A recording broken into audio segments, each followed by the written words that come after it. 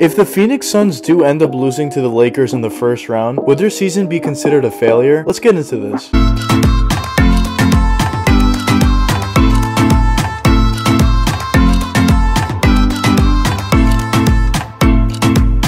After a long drought without making the NBA playoffs for the Phoenix Suns, and even last season after winning 6 in a row in the NBA bubble and not even qualifying for the 10th seed, this year the Phoenix Suns completely blew up with Chris Paul and are playing extremely well. This season the Phoenix Suns are the 2nd seed in the West, and who would have expected that coming into this season? And after Anthony Davis getting hurt in the playoff series, the Phoenix Suns are now tied 2-2 with the Lakers in a huge win for them in Game 4. But the real question is, even if the Phoenix Suns do lose, and I'm not saying they are going to lose, but I'm just bringing up the hypothetical. If the Suns do lose in this playoff series against the Lakers, would this season be considered a failure for them because it's a 2-7 matchup? First, let's look at the Phoenix Suns roster and see how they're built and see why they're winning so much this season. So of course this season they brought in big pieces like Chris Paul into their offense this year to really open up everything, but also the Phoenix Suns obviously still have superstar Devin Booker and really nice up-and-coming player in DeAndre Ayton. And besides those top 3 guys that they also have shooting all around them, which helps them significantly.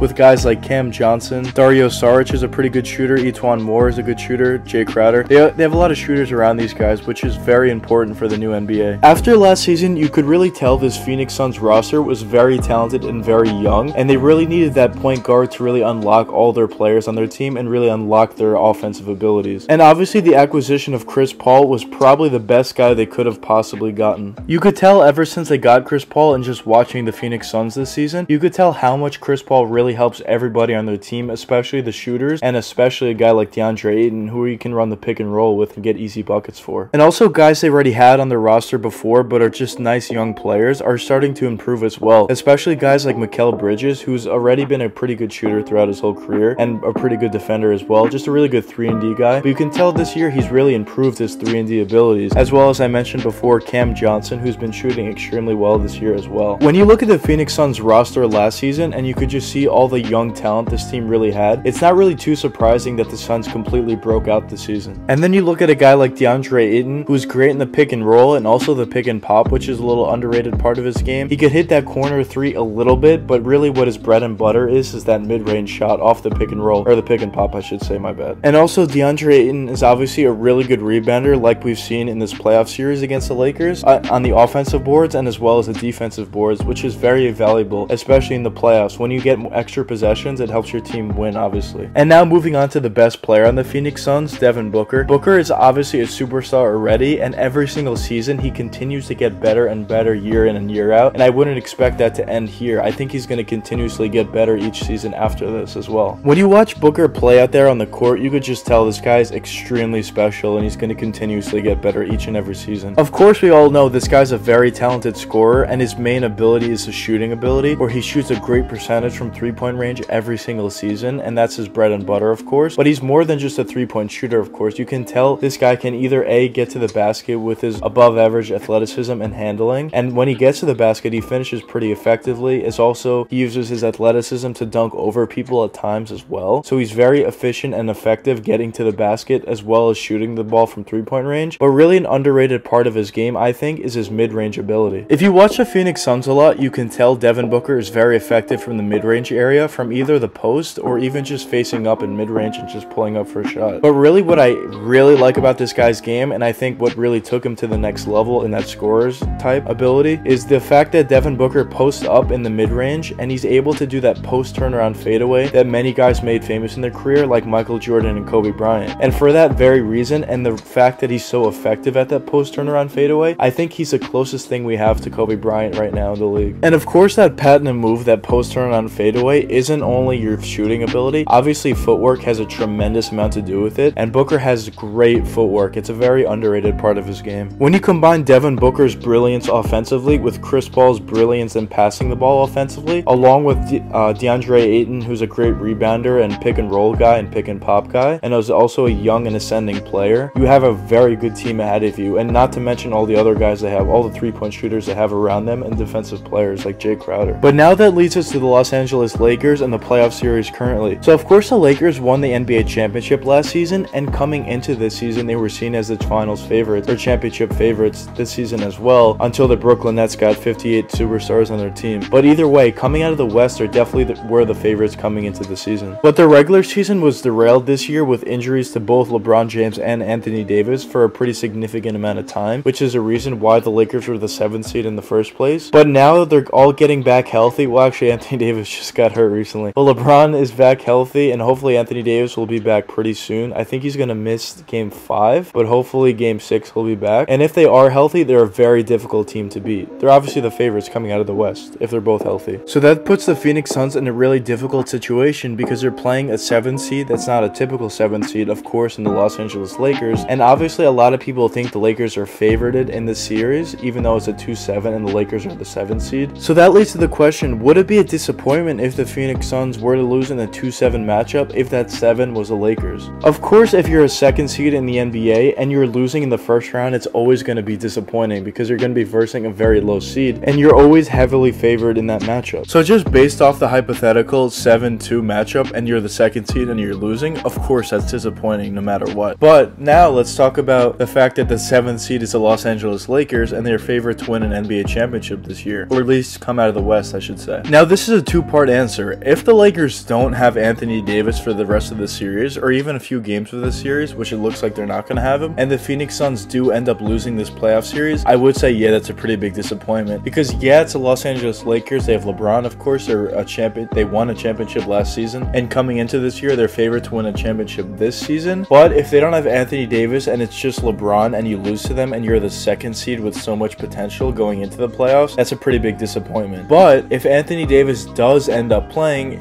if he misses one game, whatever, and he comes back for the rest of the series, which it looks like that's going to happen, and you lose to the Lakers, it's still disappointing, but at least you're losing to a team that's probably going to get out of the West. So if Anthony Davis does play, it's still disappointing, but not as bad, I guess you could say. But if Anthony Davis doesn't play and you lose, that's really bad. And by the way, I'm not saying the Phoenix Suns are going to lose this series. They definitely have a pretty decent shot to win it, especially now that it's 2-2 and it's tied. That game 4 that they won was such a huge win for them. But no matter what happens with Anthony Davis, it's still going to be a very entertaining series going forward. And for the Phoenix Suns' sake, I hope they do win the series, but we'll see what happens. Maybe the Lakers will win it, maybe the Suns will win it. We'll see what happens. But no matter what happens in this playoff series, you can't take away how well the Phoenix Suns have played this series, or this season I should say, and how well they've played to get themselves to that 2nd seed. That part definitely deserves a lot of credit for. But anyways, let me know what you guys think in the comments. Do you think if the Phoenix Suns lose this series, it's a disappointment for them? Or do you think it won't be a disappointment because they're versing the Lakers? But anyways, I hope you guys enjoyed the video, and if you did enjoy, please leave a like and subscribe. It really helps me out a lot. Until the next time, peace out, guys.